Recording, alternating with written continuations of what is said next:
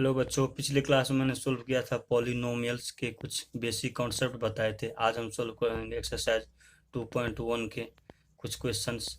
इसमें पहला क्वेश्चन है, which of the following expression are polynomials in one variable and which are not. इसमें से बोल रहा है कि जितने भी एक्सप्रेशन है ये जो पॉलिनोमियल्स है या नहीं है, अगर है तो क्यों है और नहीं है तो क्यों नहीं है। तो इसमें पहला क्वेश्चन है 4x² - 3x + 7। तो हमें पता है कि पॉलिनोमियल्स होने के लिए कोई भी एक्सप्रेशन को कि कांस्टेंट होना चाहिए, कांस्टेंट, और प्रोडक्ट में वेरिएबल होना चाहिए, और उसके पावर में जो होता है वो होल नंबर होता है। तो पहला जो है ये एक्सप्रेशन है कि 4x² - 3x +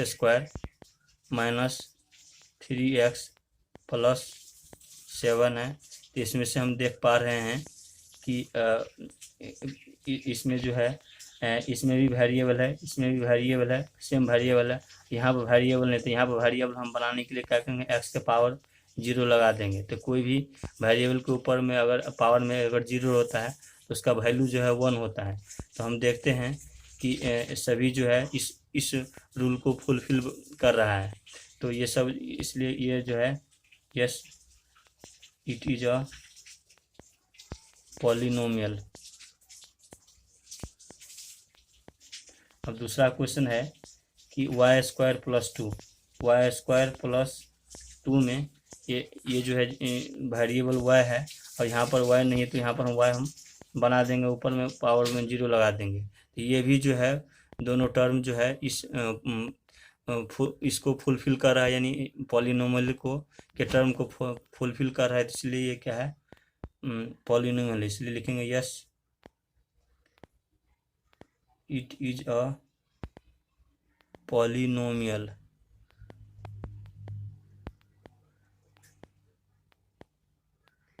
तीसरा क्वेश्चन ये कह रहा है कि इसमें जो है 3 का पावर √t है। तो इसको हम लिख सकते हैं 3 का पावर कोई भी अगर रहता है वेरिएबल उसके पावर में उसमें रूट लगा रहता है तो पावर में आ जाता है 1/2। चाहे कोई भी, चाहे x का पावर रूट में आ जाता है तो x का पावर 1/2 हो जाएगा। अगर √y लिखा है इसको y का पावर 1/2 लिख सकते हैं। तो ये यहाँ देख रहे हैं कि 3 जो है कांस्टेंट है, टी वेरिएबल है, लेकिन होल नंबर में जो क्या है 1/2 है। जबकि होल नंबर होता है 0 से लेकर 1 2 3 काउंटिंग नंबर होता है, जबकि ये काउंटिंग नंबर है ही नहीं, इसलिए क्या है ये पॉलिनोमियल। इसलिए लिखेंगे it is not a polynomial.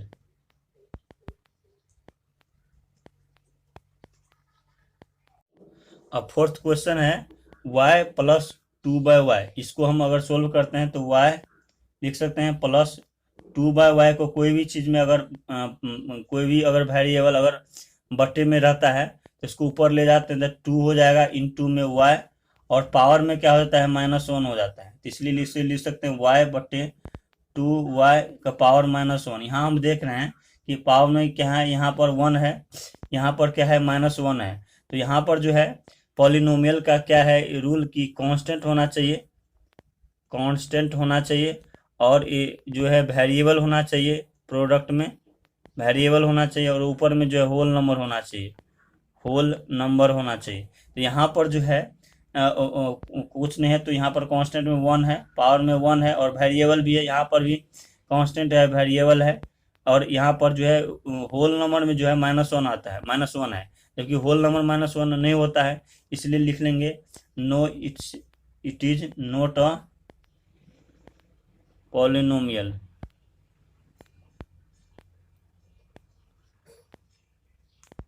अब लास्ट क्वेश्चन फिफ्थ देखेंगे।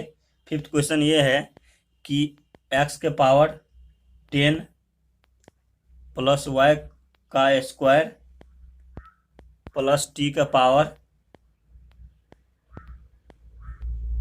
50 है। तो इसको अगर हम देखते हैं तो ये जो है यहाँ पर जो है फुलफिल कर रहा है इस पॉलिनोमियल का, यानी यहाँ पर कांस्टेंट है, कुछ नहीं है, तो यहाँ पर 1 है, यहाँ पर 1 है, यहाँ भी 1 है। तो ये सभी जो है जितने भी है सब इसमें 1 1 1 सभी कांस्टेंट है। वेरिएबल एक्स है, वाई है, यहाँ भी टी है, तो ये भी फुलफिल कर रहा है। और होल नंबर 10 2 और 50 ये भी फुलफिल कर रहा है। लेकिन क्वेश्चन में ये बोल रहा था कि जो है जो भी पॉलिनोमियल है वो वन वेरिएबल में होना है कि नहीं। अगर वन वेरिएबल, जबकि यहाँ पर जो है एक्स है, यहाँ पर वाई है, यहाँ टी है, तीन तीन अलग अलग वेरिएबल है। तो ये तो पॉलिनोमियल है लेकिन तीन वेरिएबल में, लेकिन तीन वेरिएबल में एक वेरिएबल में पॉलिनोमियल नहीं है। इसलिए लिखेंगे यहाँ पर this is not a polynomial in one variable माने वन वेरिएबल में ये पॉलिनोमियल नहीं है, बट लेकिन इट इज अ पॉलिनोमियल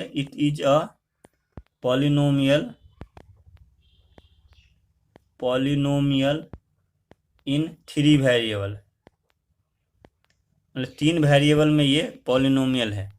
अगर पूछेगा तीन वेरिएबल में पॉलिनोमियल है तो हाँ ये तीन वेरिएबल में पॉलिनोमियल है। अब हम क्वेश्चन नंबर 2 देखते हैं कि कह रहा है कि right the coefficient of x square in each of the following, यानी जितने भी ये जो दिए हैं टर्म दिए हैं इसमें से एक्स स्क्वायर का कोएफिशिएंट हमें बताना है। तो पहला हम देखते हैं कि 2 plus x square plus x है। तो कोएफिशिएंट ये होता है कि जब भी कोई भी पॉलिनोमियल जो होता है, जो टर्म होता है उस रूप में होता है, यानी कांस्टेंट होता है यहाँ पर, और यहाँ पर वेरिएबल होता है प्रोडक्ट में, और ऊपर जो होता है वो होल नंबर होता है। तो हमें एक्स स्क्वायर का कोएफिशिएंट बताना है। तो एक्स स्क्वायर का कोएफिशिएंट यानी एक्स क्या है, वेरिएबल है, यानी यहाँ पर एक्स स्क्वायर होगा, और ये जो होता है ये जो कांस्टेंट होता है और ये होल नंबर होता है। और कांस्टेंट को ही क्या बोलते हैं, कोएफिशिएंट बोलते हैं, कोएफिशिएंट। तो कोएफिशिएंट किसका है, लेकिन ये वेरिएबल का है, इसलिए कोएफिशिएंट ऑफ वेरिएबल, यानी वेरिएबल का कोएफिशिएंट होना चाहिए, वेरिएबल का कोएफिशिएंट। तो यहाँ पर देखते हैं इस टर्म इस एक्सप्रेशन में देखते हैं कि एक्स स्क्वायर यहाँ पर तो कुछ नहीं है, तो कम से कम यहाँ पर क्या लिख सकते हैं, एक्स के पावर 0 लिख सकते हैं। यहाँ पर एक्स स्क्वायर, यहाँ पर एक्स, तो हमें एक्स स्क्वायर का कोएफिशिएंट हमें बताना है। एक्स स्क्वायर का कोएफिशिएंट तो यहाँ पर कुछ नहीं है, तो यहाँ 1 लगा सकते हैं। तो एक्स का कोएफिशिएंट 1 यानी 1 हुआ, तो यहाँ पर लिख सकते हैं कि एक्स स्क्वायर का coefficient of x square equal to कितना है, 1 हो गया। इस तरह से दूसरा क्वेश्चन देखेंगे। दूसरा क्वेश्चन है कि 2 minus x square plus x cube में हमें बताना है कि एक्स स्क्वायर का कोएफिशिएंट क्या है। तो एक्स स्क्वायर का कोएफिशिएंट अगर करेंगे यहाँ पर, तो यहाँ 1 कर सकते हैं यहाँ पर। तो एक्स स्क्वायर तो यहाँ है, एक्स का कोएफिशिएंट क्या है, यहाँ -1 हो गया, इसलिए लिख सकते हैं कोएफिशिएंट ऑफ एक्स स्क्वायर बराबर -1। इसी प्रकार से थर्ड क्वेश्चन देखेंगे। थर्ड क्वेश्चन ये बोल रहा है कि π/2 एक्स स्क्वायर प्लस एक्स, इसमें हमें बताना है कि एक्स स्क्वायर का कोएफिशिएंट क्या है। तो एक्स स्क्वायर का कोएफिशिएंट ये है π/2 है, तो इसलिए लिखेंगे यहाँ पर, क्योंकि जो वेरिएबल होता है उसके आगे में जो होता है कांस्टेंट उसी को कोएफिशिएंट बोलते हैं। तो यहाँ पर एक्स स्क्वायर का आगे में जो है π/2 है, इसलिए लिखेंगे coefficient of x square, coefficient of x square is कितना है, π/2 है। इस प्रकार से हम फोर्थ क्वेश्चन है कि √2x -1, यहाँ पर हम देख रहे हैं कि यहाँ पर एक्स स्क्वायर का कोएफिशिएंट हमें पूछ रहा है। तो यहाँ पर तो एक्स स्क्वायर है ही नहीं, तो एक काम कर सकते हैं, इसको हम एक्स स्क्वायर बना देंगे, यानी इसको हम लिख सकते हैं √2x -1, आप प्लस नहीं कुछ है तो यहाँ पर 0 इंटू एक्स स्क्वायर लिख सकते हैं। तो इसको मल्टीप्लाई भी करेंगे तो 0 तो कोई फर्क नहीं पड़ेगा इस समीकरण में, यानी इस इक्वेशन में, इसलिए हम इसको लिख सकते हैं। यहाँ पर क्या है कि एक्स स्क्वायर कोएफिशिएंट 0 है, तो यहाँ पर लिखेंगे coefficient of x square is 0, यानी 0 कोएफिशिएंट है। अगर ये अगर हम नहीं भी कर सकते हैं तो यहाँ इस इक्वेशन में देखते हैं कि एक्स स्क्वायर है ही नहीं। जब एक्स स्क्वायर है ही नहीं तो इसका कोएफिशिएंट क्या होगा, 0 होगा, इसलिए लिखे होगा 0, coefficient of x square is 0। अब हम देखते हैं क्वेश्चन नंबर 3। बोला कि give one example each of a binomial of degree 35 end of a monomial of degree 100। मतलब एक जो है एग्जाम्पल दो बाइनोमियल का जिसकी डिग्री जो होना चाहिए 35 होता है, और एक मोनोमियल का एग्जाम्पल दो जिसका डिग्री जो है 100 होता है। तो सबसे पहले डिग्री समझते, डिग्री क्या होता है। डिग्री ये होता है कि हमने पिछले क्लास में बताया था कि कोई भी बाइनोमियल होता है, जैसे मान लो यहाँ पर कांस्टेंट है, यहाँ पर वेरिएबल है, ऊपर में जो होता है वो होल नंबर होता है, होल नंबर। तो ये जो होता है ऊपर में, ये जो होल नंबर होता है इसको पावर बोलते हैं, और पावर एक वो जो है हम डिग्री के नाम से हम जानते हैं, डिग्री के नाम से हम जानते हैं। तो हमें बताना है कि एक बाइनोमियल लेकर बताना है, बाइनोमियल जिसका डिग्री जो होना चाहिए 35 होता है। अब बाइनोमियल क्या होता है। बाइनोमियल ये होता है कि वैसा पॉलिनोमियल जिस पॉलिनोमियल जिसमें दो टर्म होते हैं, जिसमें दो टर्म होते हैं उसे बाइनोमियल कहते हैं। दो टर्म का मतलब ये होता है कि जैसे मान लो यहाँ पर कुछ होगा टर्म, यहाँ पर कुछ होगा टर्म, और बीच में जो है प्लस का चिन्ह होना चाहिए या माइनस का चिन्ह होना चाहिए। तो दो टर्म होना चाहिए। तो जिसमें दो टर्म होता है, जिस पॉलिनोमियल में दो टर्म होता है उसे हम बाइनोमियल कहते हैं। तो हमें ये बोल रहा है कि एक बाइनोमियल ऐसा होना चाहिए जिसकी डिग्री जो है 35 होना चाहिए। तो हम कोई भी एग्जाम्पल ले सकते हैं। जैसे मान लो हम वेरिएबल में एक्स ले सकते हैं, तो एक्स लेंगे तो दोनों टर्म जो है एक्स होना चाहिए, वाई लेंगे तो दोनों टर्म वाई होना चाहिए, टी लेंगे अगर तो दोनों टर्म टी का होना चाहिए, टी होना चाहिए। तो जैसे मान लो अगर हम लेते हैं 3x, लेकिन क्या होना चाहिए, डिग्री जो है 35 होना चाहिए, 35 कर देंगे। आप प्लस 6x 50 ले लेंगे। तो यहाँ पर जो डिग्री होना चाहिए वो जिसका डिग्री जो होना चाहिए वो 35 होना चाहिए। तो डिग्री हम 35 हम ले लेंगे, ये 35 ले लिए तो इसे हो गया जिसका डिग्री 35। तो यहाँ पर 50 जो है हाईएस्ट हो जाएगा, तो यहाँ 50 नहीं लेंगे, यहाँ पर क्या हो जाएगा, यहाँ पर इससे कम लेंगे, यानी यहाँ पर हम 30 होना चाहिए। डिग्री कितना हो गया 35, समझ गए। अब आगे बोल रहा है कि मोनोमियल भी मोनोमियल ऑफ अ डिग्री 100 होना चाहिए। जिस एक मोनोमियल लेंगे जिसका डिग्री जो है 100 होना चाहिए। मोनोमियल में होता है सिर्फ एक टर्म होता है। जैसे मान लो इसको हम लेंगे 3y, और तो एक डिग्री होना चाहिए कितना 100, तो मोनोमियल में डिग्री कितना 100 था, 100 हो गया। तो दोनों एग्जाम्पल इस तरह से हम बनाएंगे। अब हम क्वेश्चन 4 देखते हैं। Right the degree of each of the following polynomials, यानी जितने भी पॉलिनोमियल्स है इसमें हमको डिग्री बताना है। तो डिग्री होता है कि कोई भी जो है पॉलिनोमियल होता है उसमें जो हाईएस्ट पावर होगी पावर की, उसे उस पॉलिनोमियल की डिग्री कहेंगे।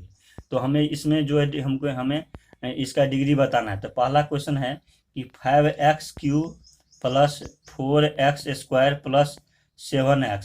तो हमें बताया था जिस पॉलिनोमियल में उसकी पावर की जो हाईएस्ट पावर होती है उससे उसको उस पॉलिनोमियल की डिग्री कहलाएगी। तो हाईएस्ट पावर यहाँ पर 3, यहाँ पर देखते हैं 3 है, यहाँ पर 2 है, यहाँ पर कुछ नहीं तो 1 है। तो हाईएस्ट पावर तो यहाँ पर 3 है, तो इसलिए यहाँ पर लिखेंगे कि डिग्री बराबर यहाँ 3।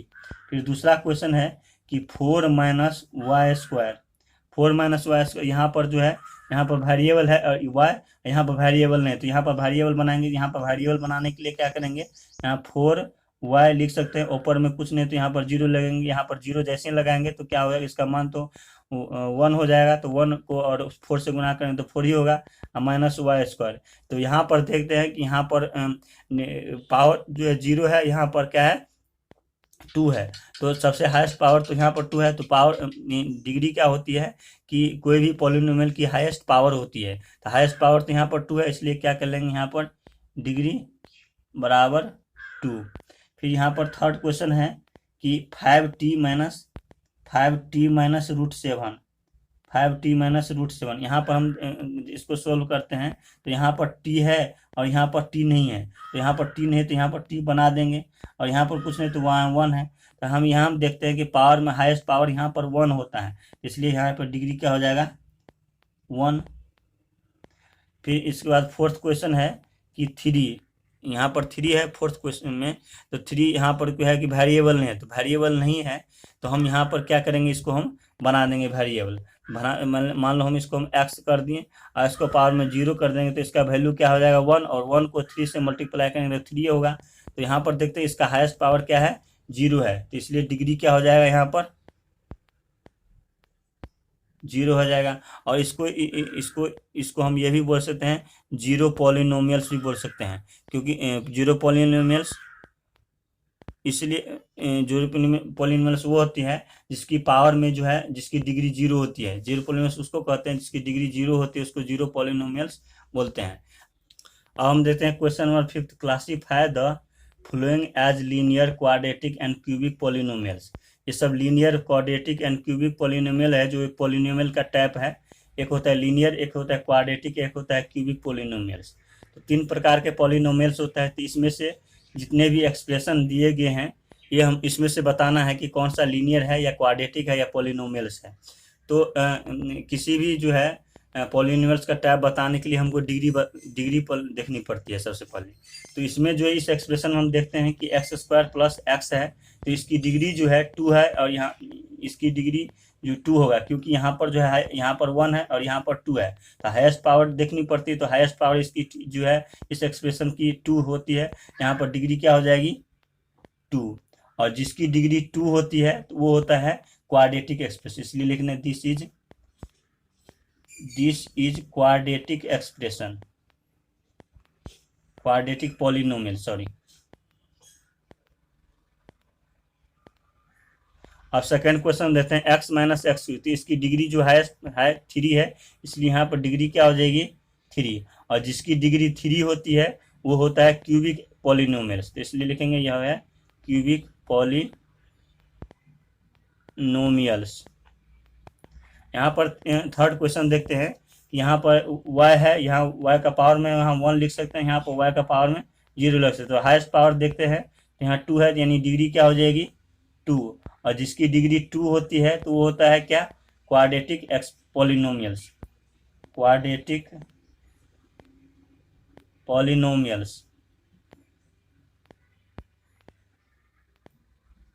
यहाँ पर देखते हैं इसकी डिग्री जो है यहाँ पर कुछ नहीं, तो यहाँ पर x का पावर 0 लिख सकते हैं, यहाँ 1 लिख सकते हैं। यहाँ पर पावर जो है हाईएस्ट 1 है, तो यानी डिग्री क्या हो जाएगा 1, और जिसकी डिग्री 1 होती है वो होता है लीनियर, क्या लीनियर क्वाड्रेटिक, लीनियर पॉलिनोमियल्स।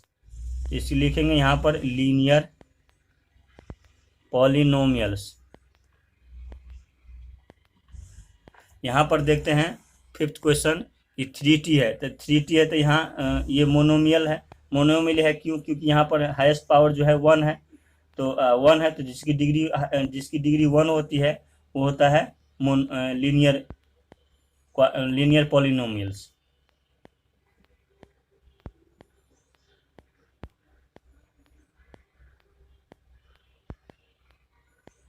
यहाँ पर है डिग्री जो है 6 क्वेश्चन में डिग्री जो है इसकी 2 हो जाएगी, डिग्री 2 है। जिसकी डिग्री 2 होती है वो होता है क्वाड्रेटिक पॉलिनोमियल्स।